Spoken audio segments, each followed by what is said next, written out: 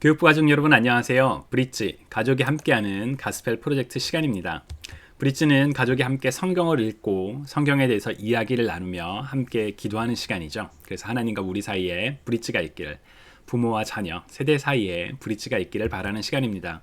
일주일에 한 번 시간을 정해서 같이 본문을 읽고 내용을 확인하고 질문을 통해 삶을 나누고 서로의 생각을 나누며 함께 기도하는 그 브릿지의 축복이 우리 교육부 모든 가족분들에게 있으면 좋겠습니다.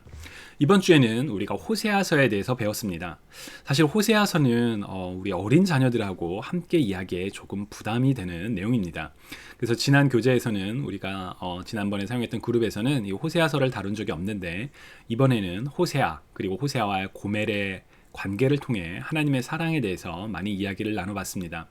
아마 직접적으로 이렇게 본문을 읽기 어려운 표현들이 그러니까 부담스러운 단어들이 많이 나오기 때문에 여기 나오는 본문들 호세아서 2장 16절부터 23절 여기가 가장 이제 좀 무난하고요. 이제 호세아 3장 같은 경우에는 하나님께서 호세아를 다시 이제 데리고 와라라는 그런 표현을 사용하실 때 약간 이제 성적인 단어도 같이 포함되기 때문에 조금 부담이 되실지는 모르겠어요. 그리고 이제 14장에서는 다시 한번 하나님의 그 신실하심, 사랑 그걸 확인할 수 있는 내용이고요.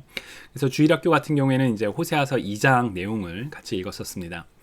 호세아와 가족의 이야기, 왜 이 이야기가 어렵냐면 하나님께서 선지자 호세아를 통해, 보통은 선지자는 이제 하나님의 말을 대신 전하는 사람인데, 고멜이라는 음란한 여인, 부정한 여인, 아예 창녀라고 표현도 돼요. 이 창녀와 함께 결혼을 해라.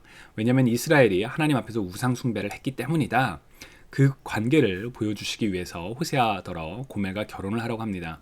그리고 낳은 3명의 자녀들의 이름, 이스라엘, 하나님께서 이스라엘을 심판하신다. 로루하마, 하나님께서 더 이상 자비를 베풀지 않겠다. 로암미, 하나님께서 더 이상 하나님의 백성이라고, 나의 백성이라고 하지 않겠다. 그런 부정적인 이름을 주신 이유, 왜냐하면 호세아와 고멜의 관계, 그리고 태어난 자녀들의 이름을 통해서 이스라엘이 하나님 앞에 범죄했으니 제발 돌아와라, 신실한 언약의 관계에 들어와라 라고 메시지를 주기 위함이셨습니다. 그래서 가장 핵심되는 키워드는 covenant love예요. 그냥 세상의 사랑이 아니라 어떻게 하면 하나님께서 우리 하나님과 인간 사이에 만드신 언약적 사랑을 이해할 수 있을까? 바로 신실하지 못한 사람들을 향한 하나님의 신실한 사랑, 그 내용을 우리가 함께 이야기를 나눴었습니다. 질문은 How has our family been unfaithful to God? 우리 가족이 하나님 앞에 신실하지 못했던 게 어떤 경험이 있었을까? 어떤 일이 있었을까? 사실 unfaithful이란 단어를 어떻게 번역할까? 그 의미가 뭘까? 하나님 앞에 faithful하지 못한다는 건 어떤 의미일까? 여러 가지 우리가 생각을 해볼 수 있을 것 같아요. 어쩌면 거기서부터 출발해 봐도 좋을 것 같습니다. faithful이란 단어, 믿음이 좋은, 신실한. 그 신실함이 무슨 뜻이지? 변하지 않는다는 것, 믿을 만한 것, 약속을 지킨다라는 것. 하나님과의 약속을 지키지 못했던 때, 혹은 하나님과의 언약을 지키지 못했던 때가 언제였을까? 그런 내용을, 나의 이야기가 아니라 가족의 이야기죠. 그리고 What should our family's response be to faithful, never-ending love of God? 하나님의 신실한 사랑, 끝이 없는 사랑, 영원한 사랑에 대한 우리 가족의 반응은 무엇이 되어야 될까? 하나님께서 우리를 너무나도 사랑하셔. 근데 이런 질문이 나올 수 있죠. 아니, 하나님께서 우리를 영원히 사랑하신다는 걸 우리가 어떻게 할 수 있죠? 만약에 자녀가 그렇게 물으신다면 어떻게 답변하실 건가요? 확실한 답은 성경에 있습니다. 우리가 아직 죄인 되었을 때 하나님, 제가 이 본문이 지금 살짝 못 외우겠네요.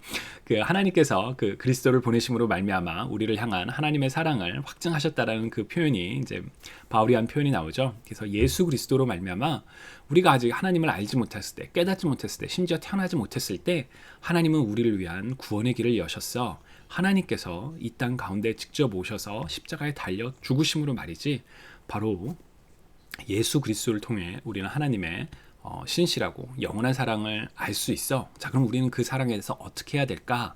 라는 그 이야기. 그리고 제가 주일학교는 얘기는 못했었는데 중고등부는 redeem이라는 단어에 대해서 많이 이야기를 했어요. redeem 코드, 앱스토어에 쓸 수 있는 그게 뭐냐? 우리 삶에서 redeem이라는 거는 나한테는 공짜지만 사실은 누군가 값을 대신 지불한 거다. 우리가 얻은 은혜도 나한테는 공짜, 내 행위와 내 노력과 상관없이 주어졌지만 하나님께서 예수 그리스도의 십자가의 보혈로, 그 생명으로 우리를 구원하신 거다. 자, 그렇다면 우리는 무엇을 해야 될까? 이런 내용들을 했었거든요. 그래서 이런 내용을 같이 나눠보시면 좋을 것 같습니다. 브릿지, 가족이 함께하는 가스펠 프로젝트.